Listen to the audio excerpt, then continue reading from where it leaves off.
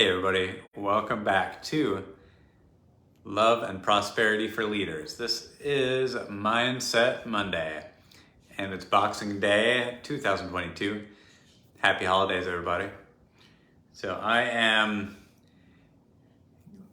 coming here to share this 7 manifestation mistakes to avoid and what to do instead.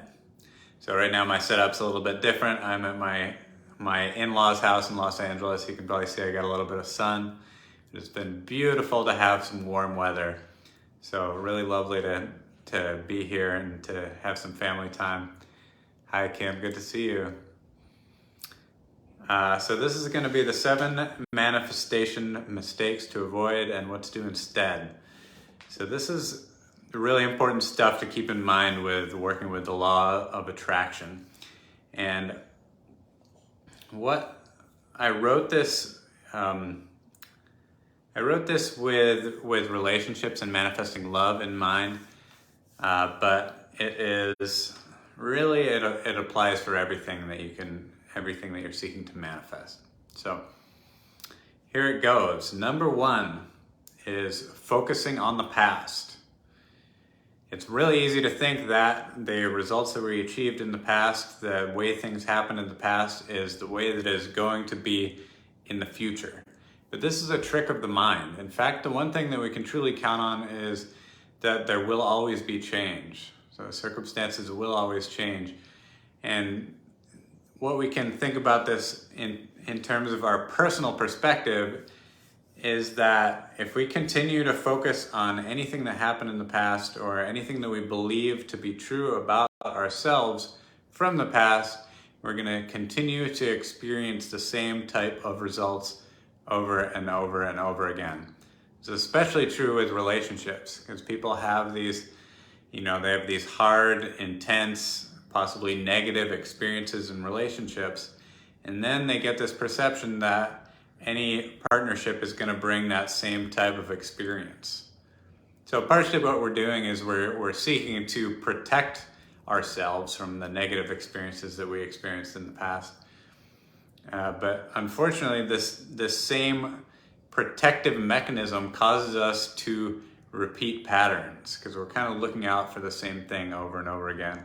And in fact, recreating the same patterns over and over again. So that's number 1, is focusing on the past. Number 2 is waiting for a certain circumstance to be happy, to feel fulfilled, to feel joy, to feel love, whatever it is. A lot of people get stuck in this trap, me included, being like, okay, when I have ... when I get, when I fall in love, I'll be happy. When I have a certain amount of money in my bank account, I'll be happy. When I, have a 6-pack, or I have a new bicycle, new car, whatever it is, we have this tendency to push our happiness or fulfillment, contentment out into the future, as opposed to being able to create it right now in this moment wherever we are. So this is a powerful secret for working with the law of attraction because it's your energy that you're projecting in the present moment that is attracting the circumstances of your future into your life. So if we're continually waiting for something in the future to feel good or feel happy or to feel the types of emotions that we want from the manifestation or from the vision that we're creating, as I said, we push it out into the future endlessly. It's like kicking the can down the road. And you can get stuck in this, in this cycle for a really, really long time. And then we start to think that that's just the way it is and the only way that it could be. So that's number 2, is waiting for some certain circumstance to decide to feel the emotions that we want to feel the way we want to feel. Number 3, and again, this is with the love theme, is looking for another person to complete you. This is a really common thing that I see with people who are doing the love manifestation thing, looking for relationships, is that they feel like they'll finally, once they find true love, once they find this perfect person, then they're going to be able to be in a place where they can, be complete and be whole.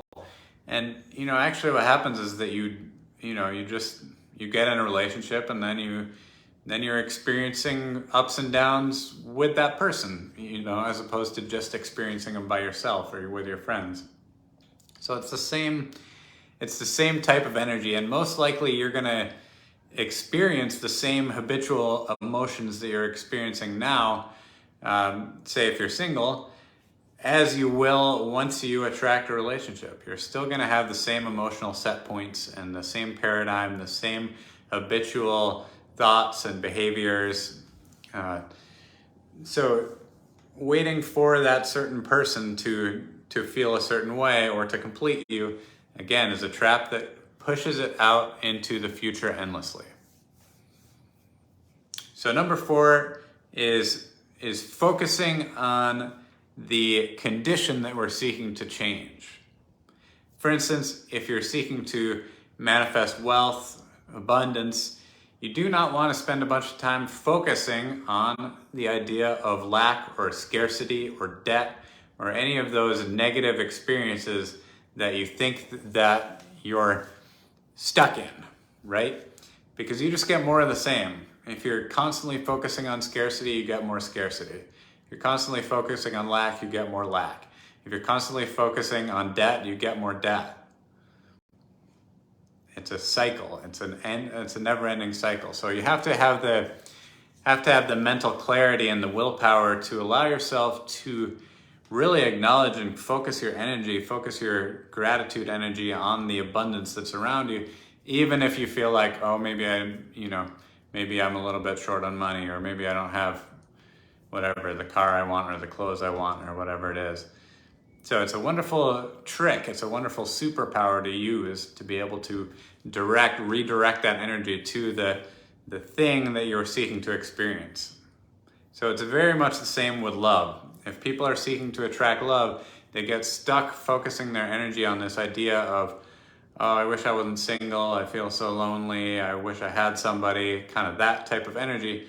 And that, for one thing, doesn't feel good. And for another thing, it doesn't attract other people into our lives, right?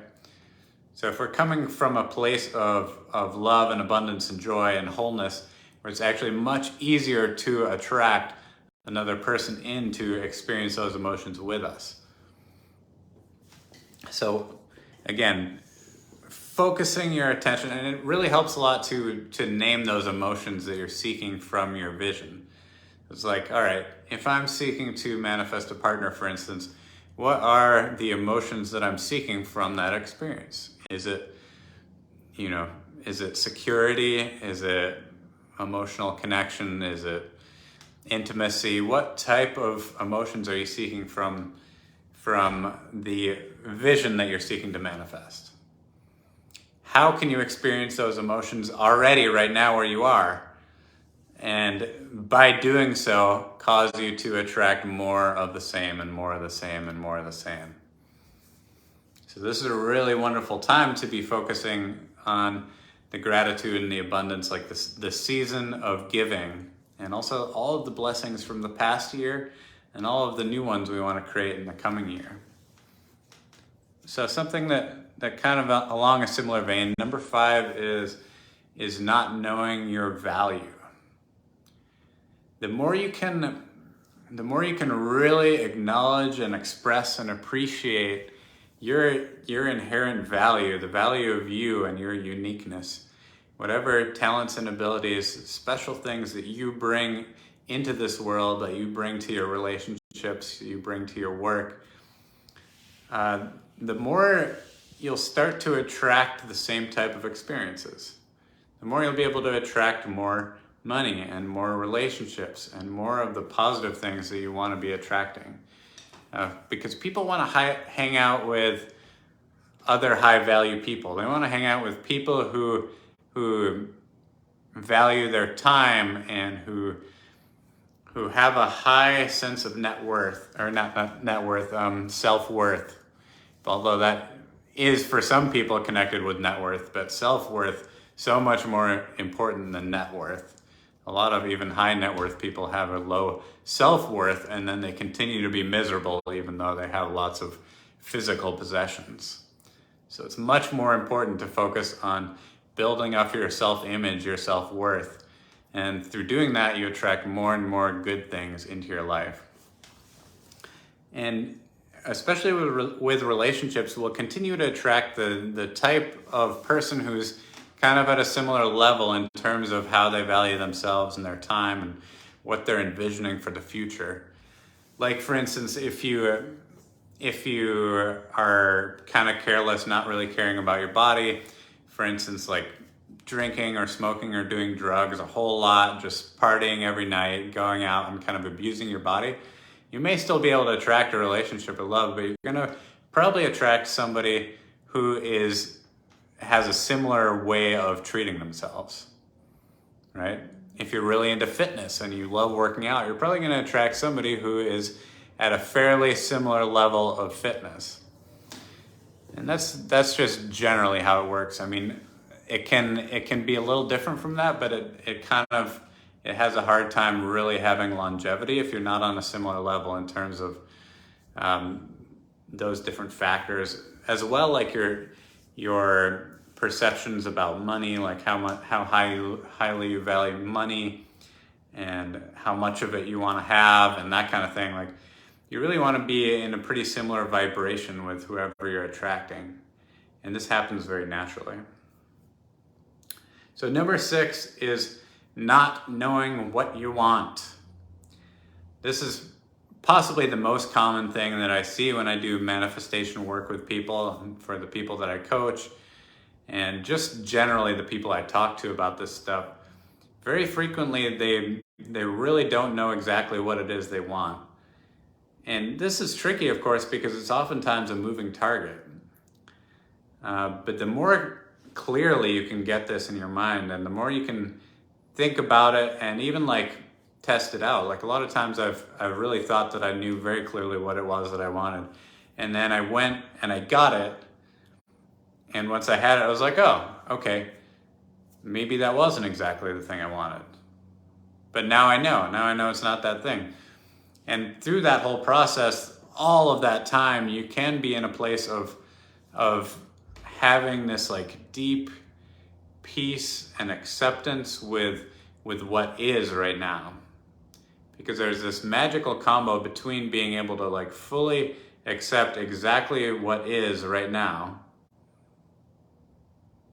and knowing that you can manifest more and more beautiful experiences in the future with the vibrations that you're transmitting. All right, so getting clear about what you want. And this is a really good time of the year for that, because we're kind of in the like taking stock of what happened in the last year, and also thinking like, okay, what do I want now? What do I want to do differently this year? What am I creating for 2023? All right, so finally, number 7 is getting caught up on material circumstances. I've already talked about this a little bit in some of the other points, but it's important to really get this clear in your mind. So, for instance, getting caught up on material circumstances with regards to money, with regards to manifesting wealth, is kind of like what I was saying. It's like, if you want to create more abundance in your life, you don't want to spend all your time focusing on debt, thinking about debt or lack or scarcity. So not getting caught up on material circumstances would mean like, all right, well, I may have only like $5,000 or $10,000 or whatever it is in your bank account now, but inside of you that you are an abundant person, you're a wealthy person, and that you're, gonna have whatever it is you want to have, $100,000 out in the bank or $1 million or whatever it is that you're creating. So understanding that the present, what you're seeing and experiencing with your senses right now, does not dictate what you can possibly experience in your life at all. Anybody who has ever experienced anything or ever created anything big, like life-changing, history-changing, has done so from being able to imagine circumstances that they were not able to experience in their senses, and nobody around them was able to experience with their senses because they didn't even exist yet in the physical world. But by being able to imagine something greater than the present moment, they were able to do something big. And this works for big things or small things. You know, it could be like, you know, it's just like you're single right now, but you know that you're going to be in a relationship. Like in your mind, it has already happened. There's no question. Like the same example I gave you earlier, it's like, okay, you may not have that much money in your bank account now, but you know that you're wealthy. It's already done. Same thing with, you know, it can work with fitness, it can work with a new job, it can work with a new car. It really doesn't matter what material circumstance we're talking about. It's understanding that through the power of your mind and your heart, you can bring about any circumstance that you can imagine. So, not getting caught up on material circumstances. All right, so I want to read this quote, and this is a quote from Tony Robbins. I'm not totally sure if it's his original, if he got it from somebody else, but I love this quote, and it's, "Nothing has any meaning except the meaning you give it." Now, actually, I don't totally agree with this quote in terms of like accuracy, in terms of being super literal, but what I do agree with is the sentiment behind it. And the sentiment is this: we can choose the meaning that we ascribe to any event or any symbol or any feeling that we're having. Think, for instance, like for one person, a rose could be a symbol of the love that they have for their husband or their wife. And every time they see a rose, it reminds them of that person. For me, actually, my daughter's middle name is Rose. Her name's Coral Rose. So for me, when I see roses, I think of her pretty much every time, especially if it's a coral color rose. So that's my personal symbolism that's connected with that symbol. And for somebody else, they could see a rose and it could remind them of a lost lover, and it could give them a feeling of, you know, of pain or heartache. It's the same thing, right? So where's the difference? Another simple but very like powerful one is the idea of money. For some people, they see money and they think of freedom and power and possibility, right?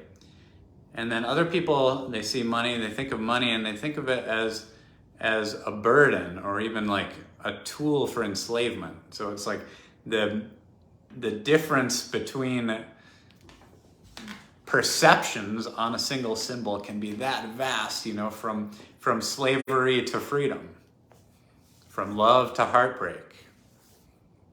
And again, where is the difference? The symbol is the same. The difference is in our mind. So the power within this is that we can understand that this is like a switch that we can toggle. We can notice the meaning that we're ascribing to certain symbols, and we can start to change them to be in alignment with the things that we are manifesting. Like I know a lot of people see certain numbers, like repeating numbers, and it'll give them certain ideas about what, you know, whether or not they're in alignment. Shout out to my friend Raj there. For me, like whenever I see dolphins, I consider that to be like a symbol of good luck and joy and playful exploration. And I actually saw dolphins yesterday when I was surfing. So, good symbol. I have a couple personal ones. Like I used to see mermaids, and that for me was a symbol of heartbreak, especially redheaded mermaids, because I was engaged to be married to a redheaded mermaid, you could say. and it didn't work out between us. And so I would see that symbol, which if you look for them, they're all over the place. And I would get that feeling from it. And now I've fallen in love with a new mermaid, and I don't have this sad feeling that I get when I see mermaids any longer. Another one I have that's kind of silly is PT Cruisers.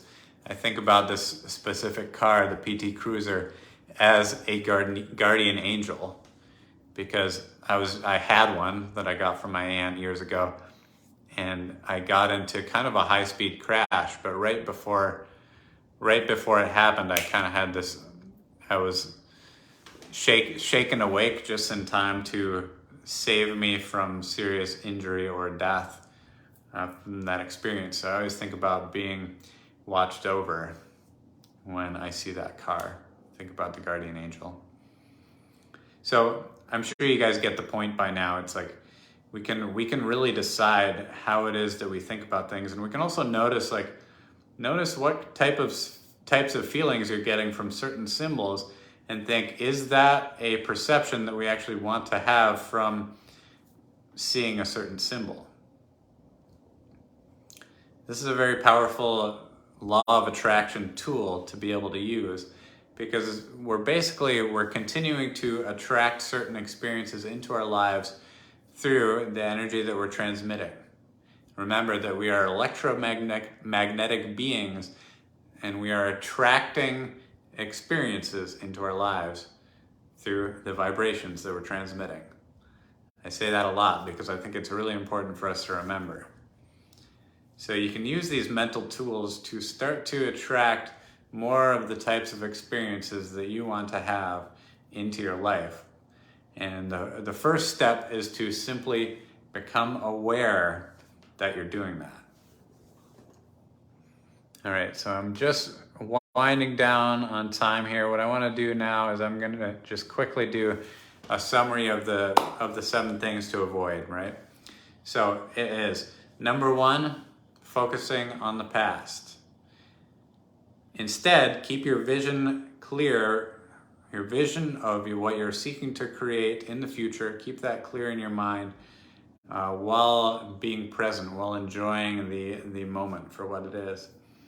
Number 2 is waiting for a relationship or waiting for a certain circumstance in the future to be happy. So what you're doing when you're doing that is you're pushing your potential happiness out into the future, and that future may never arrive if you continue to do that same thing.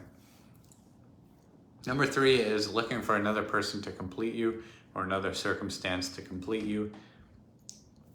Remember that in this moment and in every moment, you're whole and complete as you are. Number 4 is focusing on the undesired experience, undesired feeling that you're having, rather than focusing on what you're creating or focusing on how you can feel joyful or put yourself into a peak state in this present moment. Number 5, not knowing your value. So what do you do? How do you counteract that? Is really tune in to how valuable you actually are, how precious your human life is. And that's exactly what it is. Number 6, not knowing what you want. This is, again, a really great, wonderful time of the year to get super clear about what it is that you're creating for the coming year. And you should be able to know this and read this and tune into it every single day. Another thing that I notice in doing this work with people is they kind of just get stuck in habitual behavior of getting along to get along to get along to get along. And it's just not super exciting, you know? It's much more interesting and exciting to be working towards something, to be really directed. And even if the thing that you're working towards is inner peace or love or connection, it's still something that you can be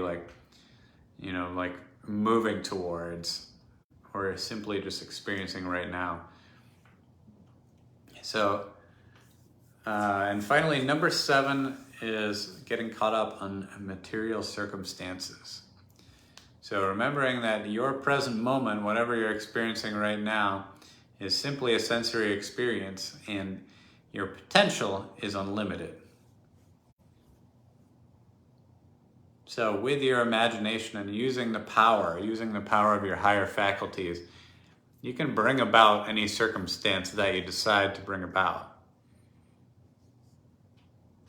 So don't get stuck thinking that whatever has happened in the past is determining your future possibilities.